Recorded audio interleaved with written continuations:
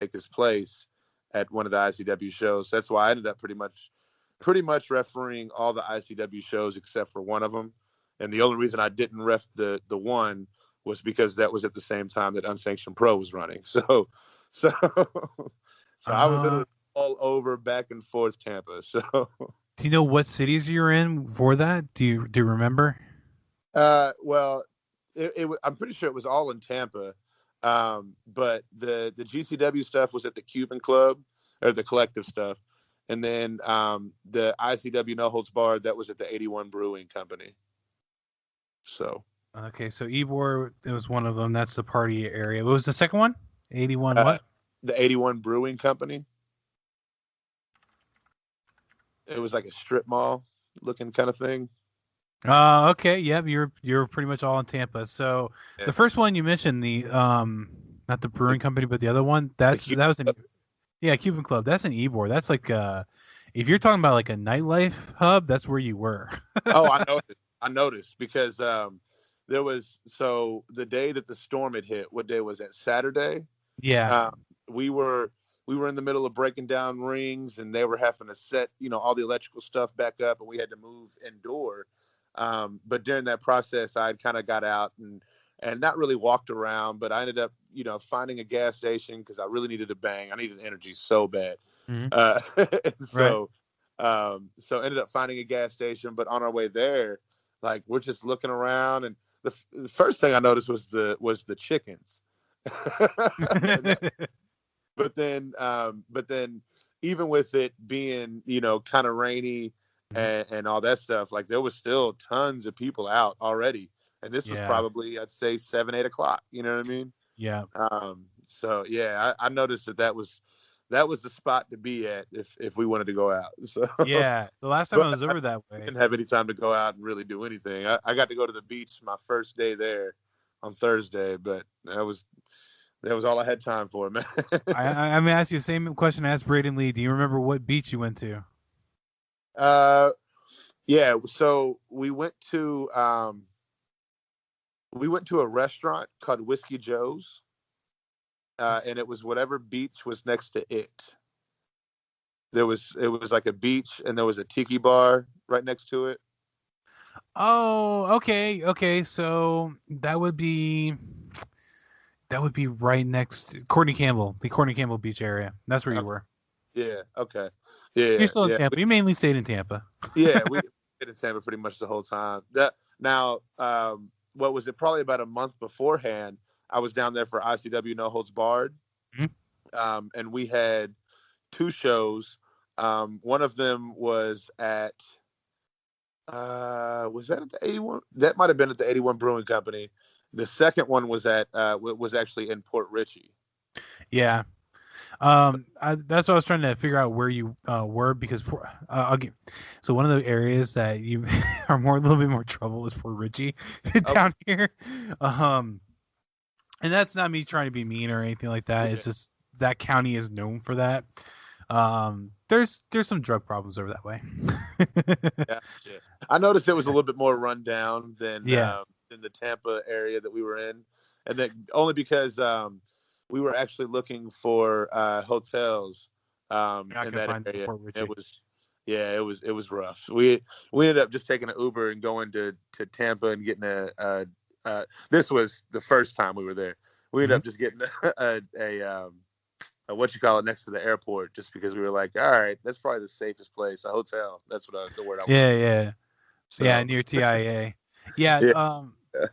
I grew up down here, so I know like pretty much the whole region. Gotcha. And the Port Richey area, it hasn't been built up as much as Tampa. Tampa and St. Pete, those are like the 2 main areas you're going to see like a ton of population. Right. Port Richey, they've been trying to build it up a little bit more over the last 16 years, and there's different areas that have been built up and kind of near there. It's just they have a lot of people that kind of hung around for a little bit, and usually bring the same problems, and that's the problem they kind of face in that area.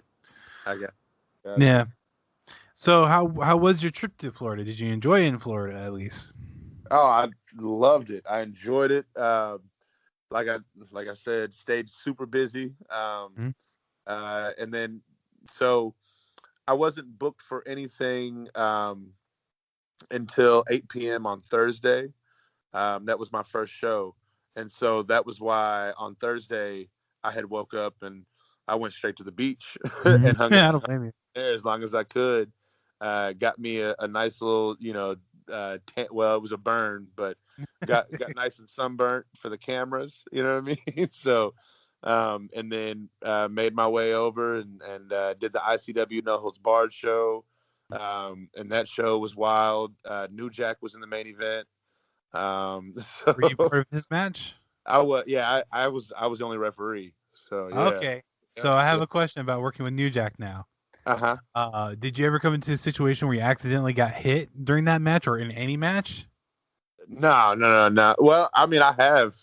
Uh, I've definitely accidentally got hit with stuff, plenty of times, whether it be, there was one time a guy was swinging this was a New Jack, but there was one time a guy was swinging a barbed wire, not a barbed wire, but it was a bat that was covered in thumbtacks, but, Whoa. but the bat, it was one of those wiffle ball plastic bats, Okay. and it was like double-sided duct tape that they had used, and then they put the tacks all over it. Well, somehow when he went to hit the guy, the the duct tape came off the bat and it Ooh. came flying like pretty much right behind the dude. And I can't remember if it actually hit me in the face. It didn't cut me because I Okay, thought well, it that's cut good. me. So yeah, because I was like, I kept checking my head and I was like, because I felt it sting just a little bit, but it didn't like it kind of glanced more than it did actually hit me in the face. So that was that was okay. But but yeah, no. When I worked with New Jack, everything was cool. Luckily, I didn't get in the way at all, so he didn't have to come for me. but That, that's but he, good. he really wasn't even in the ring for that long because it was so the way that it was set up was it was the Rejects, which is John Wayne Murdoch, Reed Bentley, and Akira against a tag team that used to tag. From what I've gathered, they used to tag in like ROH and like old CZW back in the day and stuff. A tag team called the Carnage Crew against the Carnage Crew and then New Jack. So it was supposed to be 3-on-3. I don't know what happened exactly, but the Carnage Crew made their way out. The Rejects made their way out. They started brawling on the outside of the ring before it even started. And then the third man was just kind of hanging around. And he would like get involved, but then he would just kind of, it was weird. And then it wasn't until probably I'd say a good 10 minutes in, New Jack's music hits. He comes out, he kills one of the guys with the guitar and pins him 1, 2, 3. Wow. So that was the match. Yep. That's now. Do you think that this is kind of like inside baseball? Do you think that's planned, or is it more or less New Jack got there late? No. That's what was planned. I'm not exactly sure why it was planned that way, but yeah, from what I gathered, it didn't seem like New Jack wanted to do a whole lot of work. So yeah, it might be. I mean, honestly, they could just make garner interest just based on the name. Everyone knows about New Jack. For sure, right? Yeah, absolutely, yeah. But I don't know. It was just like because also too, what kind of got me was granted it is New Jack and he gives no F whatsoever, but he cut a promo at the end. It was just like, I've been drinking all day and I don't give a shit about none of this. You know what I mean? Like, so it was kind of cool because John Wayne Murdoch had actually hopped on the mic and had pretty much rebutted and was just like, we don't give a shit about you. We actually just want to have a tag team match with those guys. So, so, and then of course New Jack kind of got his feelings about that. He called Murdoch a bitch and all kind of stuff. Yeah, it was interesting. It was a moment. Now with referees, I know a lot of them that for the people that are on TV, a lot of the refs kind of have to manage the match in a way where like we kind of have to hurry up because we're running out of time, kind of thing. Is it the same kind of idea on the independents? It just depends on the independents, or well, what kind of or what kind of company promotion it is, right? Because especially the more and more prevalent that streaming becomes. Because, now we have IWTV, we have Fight, we have, all these different things, high spots, where, some of those have time constraints, especially like with the collective. Right. It really wasn't so much this past collective, but I know last year for sure, pretty much every show that I was on, we were mic'd up, just to get times and all that stuff going. And then also too, I know that certain companies who will stream live will try and make sure that, like, stream live on these different streaming services, will try and make sure that they get their shows done in a certain amount of time, and only have a certain amount of time maybe that the service is going to give them. You know what I mean? So in that case, the time definitely, I'm definitely relaying times. However, like, at the same time, it is indie wrestling, so guys kind of do what they want to do, because, like, I know, I'm trying to think. There was a company recently where they were basically trying to hurry the match up and trying to get out of there at a certain time. Right. And the wrestlers were just kind of like, if we were to do our thing, then we don't have enough time to do what we're trying to do in that amount of time, basically. And it really didn't matter all that much for this kind of show, if that makes sense. You know what I mean? Right. However much time it was. So, yeah. On the indies, like, I don't know. It's kind of weird. It just really depends on the what's the word I'm looking for? The prestige of the promotion, I guess, or not even prestige, but like just how the promotion, as far as like where it's streaming, what it's doing, all that kind of stuff.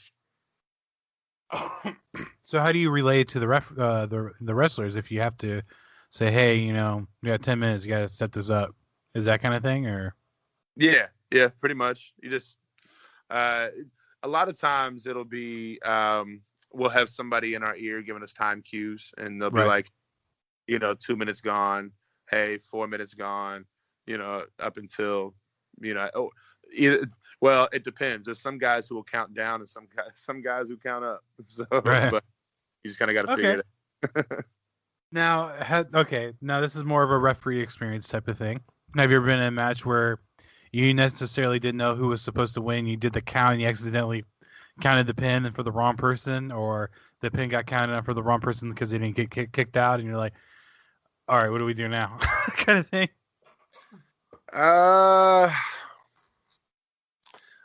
For the wrong person, no, not necessarily. It's never been that kind of case. I will say some of the cooler things that I've gotten to do in my career is when guys don't know that they're going over. Okay. I've done that. I could probably count on maybe one, almost two hands how many times that I've gotten an opportunity to do that, to where guys didn't know that they were going over. One of my favorites was there's a wrestler named Kevin Giza here at IWA Mid-South. He was going against a guy named Larry D, who actually Larry D's on Impact now. Yeah, he's on Impact. He's part of Triple XL. Exactly. Yeah. Larry was Larry is that man bleeds IWA Mid-South, like loves IWA, and a lot of where he's at right now he credits to IWA Mid-South. So, but Larry at the time was champion, and it was I want to say that we were doing an IWA Mid-South benefit show. It was for Maria James, who was one of our wrestlers at the time. She had hurt her knee, so she was going to be out for a little bit. So we did a benefit show for her, and I want to say first match actually was the title match because Larry actually had he also runs a company in Georgetown, Kentucky called PTW. And, no, they just recently changed their name. It's not PTW anymore. Oh, crap. I can't remember the name. Anyway, Larry runs his own company. And so he had to literally roll out of the ring and get to his show. And so